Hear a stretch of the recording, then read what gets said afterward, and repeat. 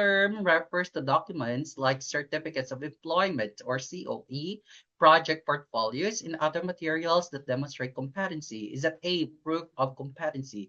Letter B, qualification records. Letter C, competency checklist. O letter D, evidence list. Of course, yan po ay tumpak. Okay, magdiwang po, no?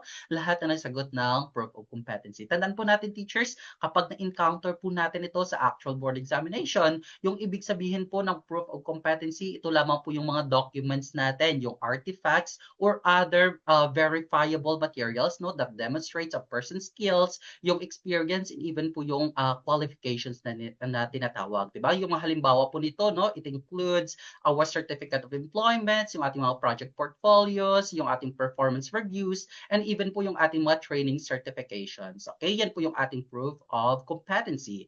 Pag sinabi po natin qualification records, tanda naman po natin, ito po yung usually, no, our official academic or training qualifications. Yan lamang po yung ating qualification records. Yung letter C, yung competency checklist, naman po natin, ito po ay typical tool, no, na ginagamit natin or ginagamit by our evaluators or assessors to verify if someone has achieved specific skills or learning outcomes. Okay, yan po yung ating competency checklist.